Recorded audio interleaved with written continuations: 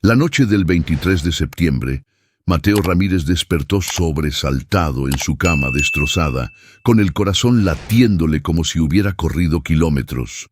Sus manos temblaban mientras tocaba su rostro empapado en lágrimas que no recordaba haber derramado.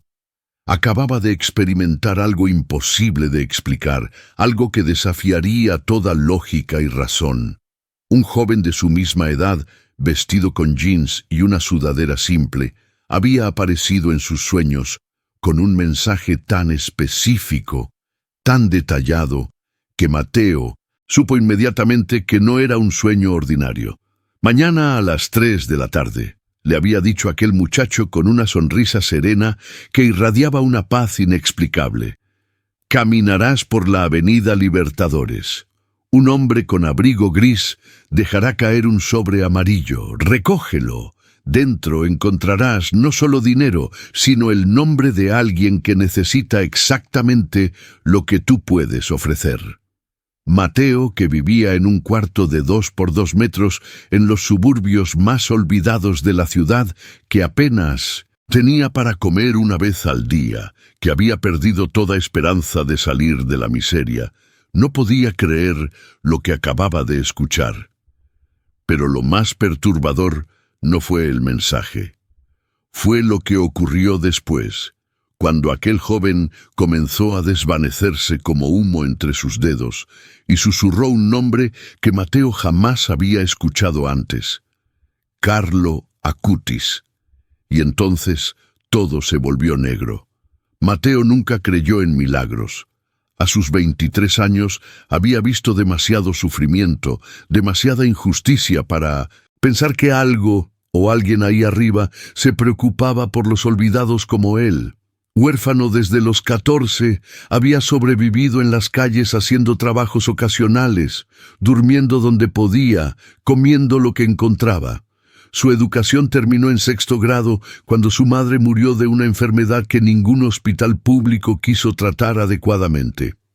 Desde entonces, la vida había sido una batalla constante por no desaparecer en el olvido, por mantener encendida una diminuta llama de dignidad en medio de la oscuridad absoluta. Aquella mañana del 24 de septiembre, Mateo se levantó con el cuerpo adolorido después de haber trabajado toda la noche descargando cajas en un mercado mayorista por unos pocos billetes arrugados. El sueño seguía fresco en su memoria, cada detalle grabado con una claridad que lo inquietaba. La sonrisa de aquel muchacho, sus palabras precisas, el nombre extraño: Carlo Acutis. ¿Quién era? ¿Por qué había aparecido en su sueño? Durante todo el día, Mateo intentó olvidarlo, convencerse de que solo había sido producto del agotamiento y el hambre. Pero cuando el reloj marcó las 2:40 de la tarde, sus pies lo llevaron, casi contra su voluntad, hacia la avenida Libertadores. Y ahora, queridos amigos que nos acompañan, me gustaría que ustedes también sean parte de esta historia increíble. Por favor, déjenme un comentario diciéndome desde qué ciudad nos están viendo. Quiero saber dónde están todos ustedes que, como Mateo, quizás están buscando una señal, una esperanza. La avenida Libertadores era un río humano de rostros apurados, comerciantes gritando ofertas, autobuses expulsando nubes de humo negro. Mateo caminaba lentamente, sintiéndose ridículo. ¿Qué estaba haciendo? ¿Persiguiendo sueños como si fueran profecías? Se detuvo frente a una vitrina de una tienda de electrodomésticos, fingiendo mirar televisores que jamás podría comprar mientras vigilaba su reloj. 2:58. Su estómago se retorcía, no sabía si de hambre o de nervios. 2:59. La multitud seguía fluyendo a su alrededor, indiferente a su presencia, como siempre había sido. 3 en punto. Y entonces lo vio. Un hombre de mediana edad, con un abrigo gris exactamente como había descrito el joven de su sueño. Caminaba apresuradamente por la acera contraria mientras hablaba por teléfono. Mateo sintió que sus piernas se convertían en piedra. Esto no podía estar pasando. El hombre gesticulaba con frustración mientras discutía con alguien al otro lado de la línea y del bolsillo interior de su abrigo, sin que él se diera cuenta. Se deslizó un sobre amarillo que cayó al suelo como una hoja en otoño. El corazón de Mateo casi se detiene. El hombre siguió caminando, ajeno a su pérdida, desapareciendo entre la multitud. El sobre quedó ahí, siendo pisoteado por decenas de zapatos apresurados. Mateo cruzó la calle como poseído, esquivando autos que le gritaban obscenidades, con los ojos fijos en ese rectángulo amarillo que brillaba en el pavimento como si tuviera luz propia. Cuando finalmente lo tuvo en sus manos, temblorosas y sucias, sintió su peso inusual. Lo abrió con dedos torpes. Dentro había $1,200 en billetes de 20 y 50, una fortuna para alguien como él.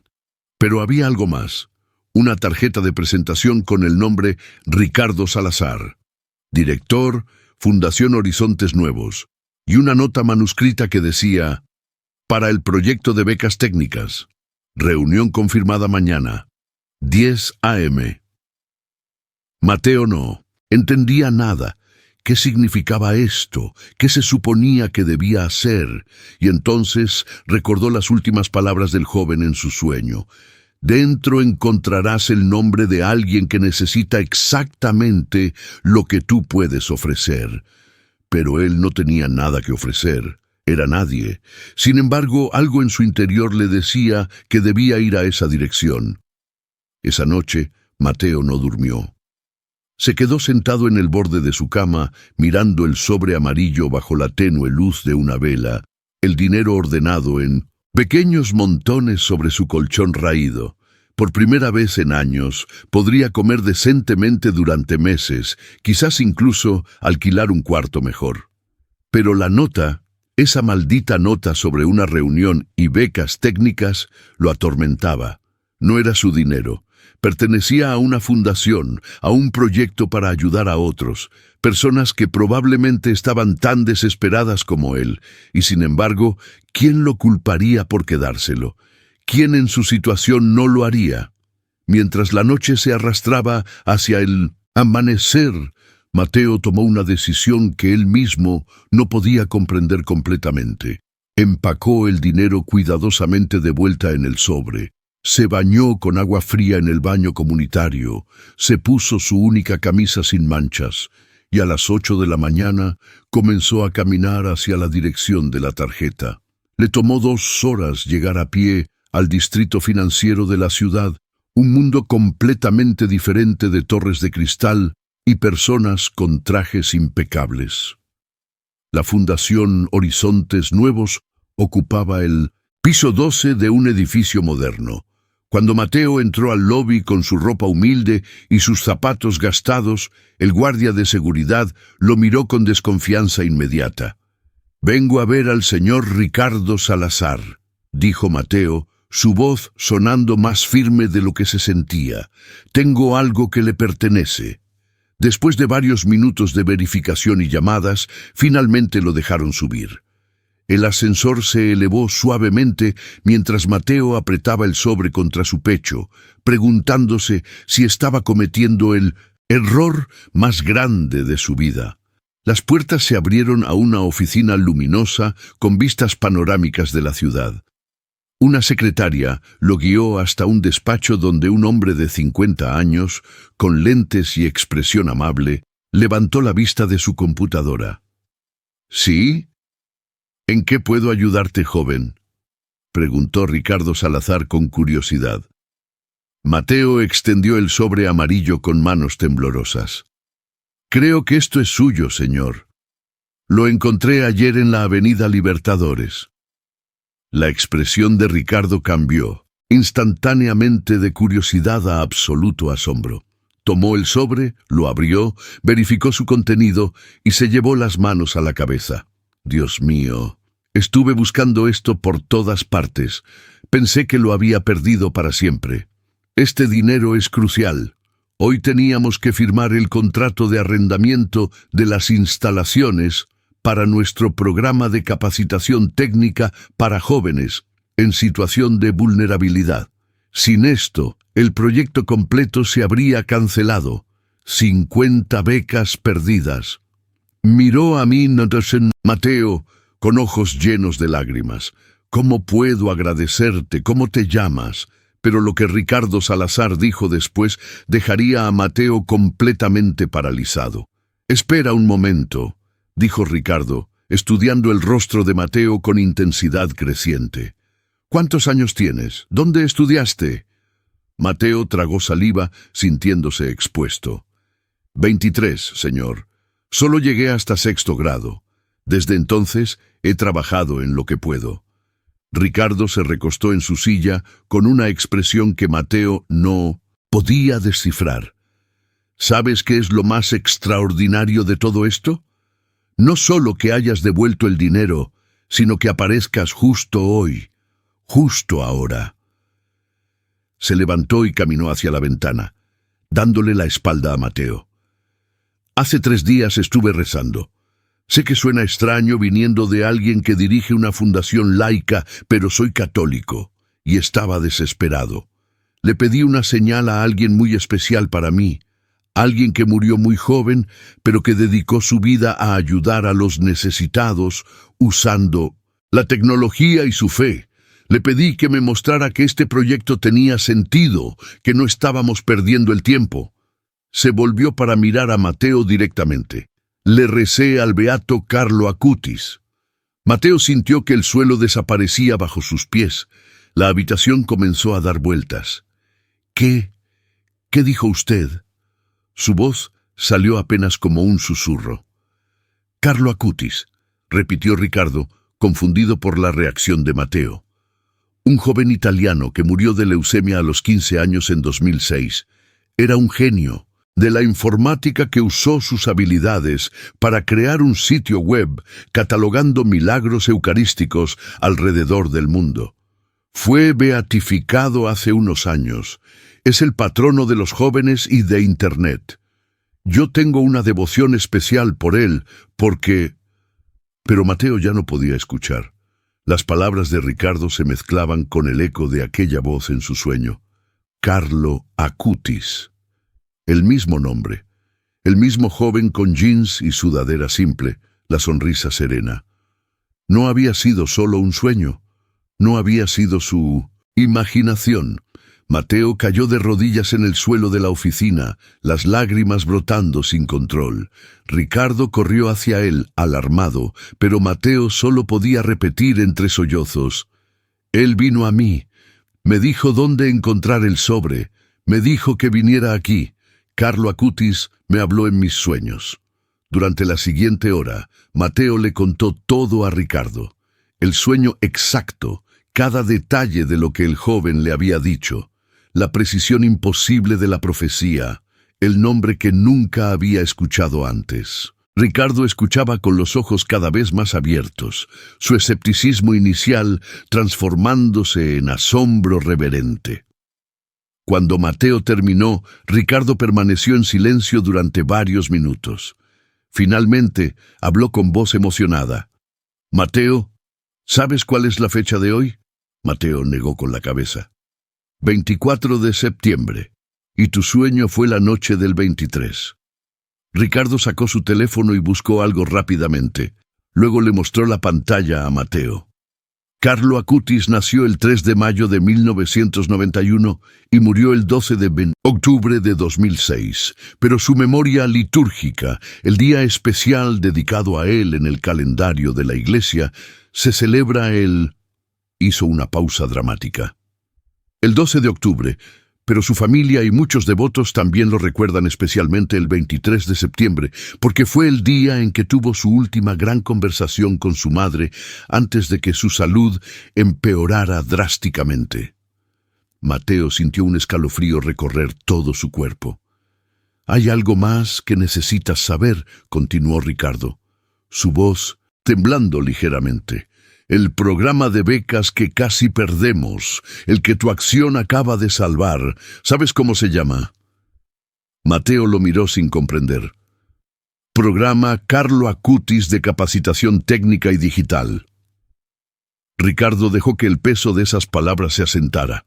Lo creamos hace 6 meses con la misión específica de enseñar habilidades digitales y técnicas a jóvenes de escasos recursos, inspirados por cómo Carlo usó sus conocimientos de programación para servir a Dios y a los demás.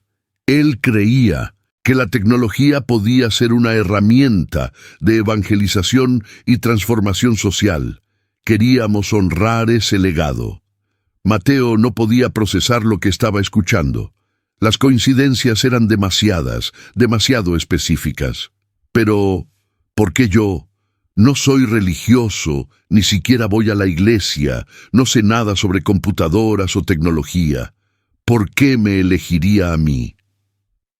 Ricardo se sentó junto a él, poniendo una mano reconfortante en su hombro. Quizás por eso mismo, Carlo no era alguien que buscaba impresionar a los ya convertidos. Buscaba a los perdidos, a los olvidados, a quienes el mundo había dejado atrás. Y déjame preguntarte algo, Mateo. Cuando encontraste ese sobre con más dinero del que probablemente has visto en tu vida, cuando podrías haberlo tomado y nadie lo habría sabido nunca, ¿qué hiciste? Mateo bajó la mirada. Lo devolví. Pero no sé por qué, no tenía sentido. Exactamente, dijo Ricardo con una sonrisa. No tenía sentido lógico, pero lo hiciste de todas formas. ¿Sabes cuál era el lema de Carlo Acutis? Todos nacen como originales, pero muchos mueren como fotocopias. Él creía que cada persona tiene un valor único, una misión específica que solo ella puede cumplir. Y creo que acabas de demostrar que tu originalidad, tu valor esencial, permanece intacto a pesar de todo lo que has sufrido. Mateo sintió algo que no había experimentado en años, una chispa de esperanza, pequeña pero real, encendiéndose en su pecho. Ricardo continuó. Te voy a hacer una propuesta. Quiero que seas parte del programa, no como estudiante cualquiera, sino como mi asistente personal en el proyecto. Te enseñaré todo lo que necesitas saber. Te pagaré un salario justo, y cuando estés listo, quiero que ayudes a identificar a otros jóvenes como tú, aquellos que el sistema ha olvidado, y les ofrezcas la oportunidad que tú mismo nunca tuviste.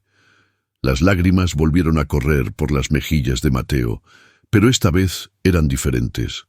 No eran lágrimas de desesperación, sino de una gratitud tan abrumadora que no cabía en su cuerpo. ¿Por qué haría esto por mí? No me conoce. Porque Carlo me enseñó algo antes de morir, a través de sus escritos y su ejemplo, dijo Ricardo. Él decía, no yo, sino Dios a través de mí. No soy yo quien hace esto por ti, Mateo. Es Dios trabajando a través de mí, así como trabajó a través de ti cuando devolviste ese dinero en lugar de quedártelo. Pero había un problema que Mateo necesitaba confesar antes de aceptar. Señor Salazar, comenzó Mateo con voz temblorosa, hay algo que debe saber antes de hacer esta oferta. Se armó de valor para continuar. No solo no tengo educación formal, no sé leer muy bien, apenas puedo escribir mi nombre correctamente. Durante años he sobrevivido haciendo trabajos que no requieren esas habilidades. ¿Cómo podría yo aprender sobre computadoras y tecnología si ni siquiera puedo leer un libro? Esperaba ver decepción en el rostro de Ricardo, quizás arrepentimiento por su oferta impulsiva.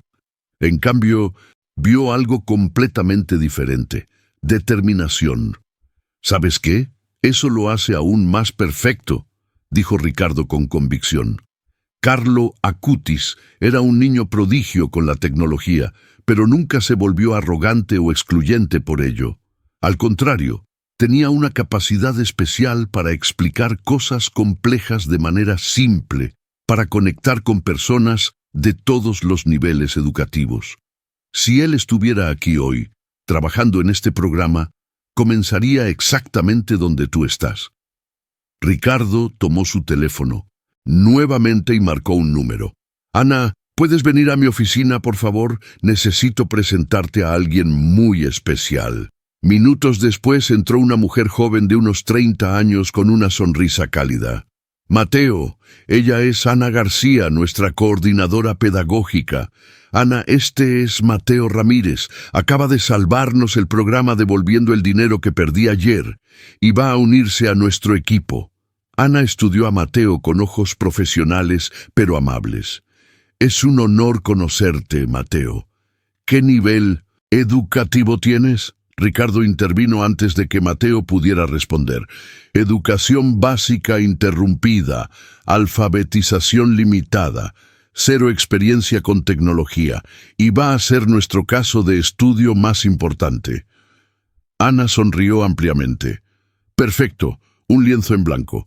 Exactamente lo que necesitamos para probar si nuestra metodología realmente funciona. Durante la siguiente hora, Ana le explicó a Mateo el programa. No era educación tradicional con aulas y pizarras. Era aprendizaje experiencial, práctico, adaptado a cada estudiante. Comenzarían con alfabetización funcional usando tablets y aplicaciones interactivas. Luego, habilidades digitales básicas, navegación web, correo electrónico, procesamiento de texto. Después, dependiendo de sus intereses y aptitudes, podrían especializarse en diseño gráfico, programación básica, mantenimiento de computadoras o marketing digital. El programa dura un año intensivo, explicó Ana, pero en casos especiales podemos extenderlo. Trabajarás medio día aprendiendo y medio día ayudando a Ricardo con las operaciones de la fundación. En 3 meses, garantizo que estarás leyendo y escribiendo fluidamente. En 6, estarás manejando una computadora mejor que la mayoría de las personas. Y en 1 año, hizo una pausa dramática. En 1 año, estarás enseñando a otros lo que aprendiste. Mateo no podía creer lo que estaba escuchando. Era demasiado bueno para ser verdad. Toda su vida había sido una serie de puertas cerradas, de oportunidades negadas, de no eres suficiente. Y ahora, por devolver un sobre amarillo que un joven muerto le había mostrado en sueños, todas las puertas se estaban abriendo de golpe. Pero la parte más increíble de la historia aún estaba por venir. 3 meses después, Mateo estaba sentado frente a una computadora en la oficina de la fundación, escribiendo un correo electrónico sin errores ortográficos significativos. A su alrededor, otros 9 jóvenes del primer grupo del programa Carlo Acutis trabajaban en sus propios proyectos. Mateo había sido instrumental en identificar y reclutar a cada uno de ellos, usando su conocimiento de las calles y los lugares donde los olvidados se escondían de un mundo que los había rechazado. Su vida había cambiado radicalmente. Ahora tenía un departamento pequeño pero limpio, comida todos los días, ropa nueva. Pero más importante que eso, tenía propósito. Cada mañana se despertaba con un motivo para levantarse, con la sensación de que su existencia importaba. Una tarde, mientras organizaba archivos en el despacho de Ricardo, encontró una carpeta con fotos e información sobre Carlo Acutis. Por primera vez desde aquella noche del 23 de septiembre, Mateo se permitió estudiar realmente a la persona que había cambiado su vida. Vio fotos de un adolescente normal con jeans y sudadera, exactamente como lo había visto en su sueño, con una sonrisa radiante. Leyó sobre su amor por los animales, su devoción a la Eucaristía, su habilidad con las computadoras, su humildad a pesar de su genialidad, y leyó sus palabras. La tristeza es dirigir la mirada hacia uno mismo. La felicidad es dirigir la mirada hacia Dios. La conversión no es otra cosa que mover la mirada del bajo hacia lo alto. Basta una simple mirada para ver el amor de Dios. Mateo sintió que esas palabras habían sido escritas específicamente para él. Durante años había estado atrapado mirándose a sí mismo, a su pobreza, a su falta de educación, a su desesperanza. Aquella noche del 23 de septiembre, Carlo lo había obligado a mirar hacia arriba, hacia afuera, hacia algo más grande que él mismo. Al día siguiente, Ricardo le pidió que compartiera su historia con el nuevo grupo de candidatos para el programa. Mateo nunca había hablado en público, pero aceptó nerviosamente. Frente a 30 jóvenes con rostros tan desesperados como el suyo había estado, Mateo contó todo: su vida en las calles, el sueño imposible, el sobre amarillo, el descubrimiento de quién era Carlo Acutis, y cómo ese encuentro sobrenatural le había dado no solo una nueva vida, sino un nuevo propósito. «No les voy a mentir», dijo Mateo, su voz firme a pesar de sus nervios. «No sé si realmente vi al beato Carlo o si fue solo un sueño muy extraño con coincidencias imposibles. Pero lo que sí sé es esto. Algo me mostró que incluso cuando crees que tu vida no tiene valor, cuando piensas que eres tan insignificante que podrías desaparecer y nadie lo notaría, hay fuerzas en este universo trabajando para demostrarte lo contrario. Cada uno de ustedes está aquí porque su vida tiene un valor que aún no han descubierto, y yo voy a ayudarlos a encontrarlo». El silencio en la sala era absoluto. Entonces, una joven al fondo levantó la mano tímidamente. «¿Puedo hacer una pregunta?». Mateo asintió. «¿Alguna vez volvió a soñar con él? ¿Con Carlo?». Mateo sonrió. «No de la misma manera. Pero a veces, cuando ayudo a alguien, cuando veo a uno de ustedes logrando algo que pensaba imposible, siento esa misma paz que sentí en el sueño. Y creo que tal vez esa es la forma en que él sigue hablándome, no con palabras, sino con actos de amor». Lo que Mateo no sabía era que su historia apenas comenzaba y que pronto tendría que enfrentar la prueba más grande de su nueva fe. Hoy, 2 años después de aquella noche del 23 de septiembre, Mateo Ramírez es el coordinador del programa Carlo Acutis en 3 ciudades diferentes. Ha ayudado a más de 200 jóvenes a encontrar su camino fuera de la pobreza y la desesperanza. Aprendió no solo a leer y escribir, sino también programación básica, y ahora mantiene el sitio web de la fundación. Ricardo Salazar frecuentemente dice que encontrar a Mateo fue el verdadero milagro, más grande que recuperar el dinero perdido. Pero Mateo tiene una perspectiva diferente. «Yo no soy el milagro», dice. «El milagro es que un joven que murió hace casi 20 años en Italia, que nunca conocí, que vivió una vida completamente diferente a la mía, de alguna manera encontró la forma de recordarme que mi vida tenía valor, que yo podía ser más que mis circunstancias, que todos nacemos originales, como él decía, y que nuestra única tarea es no morir siendo copias de lo que el mundo espera de nosotros». En su escritorio, Mateo mantiene una imagen de Carlo Acutis, el joven con jeans y sudadera que cambió su destino con unas pocas palabras en un sueño imposible. Algunos llaman a su historia una coincidencia extraordinaria. Otros la llaman intervención divina. Mateo simplemente la llama gracia y trabaja cada día para multiplicarla, sabiendo que en algún lugar, de alguna manera, un joven santo está sonriendo, satisfecho de que su mensaje haya llegado exactamente a quien necesitaba escucharlo. Y cada noche del 23 de septiembre, Mateo reza una simple oración de agradecimiento, esperando que de alguna forma, a través del misterio que conecta este mundo con el siguiente, Carlo Acutis pueda escucharlo.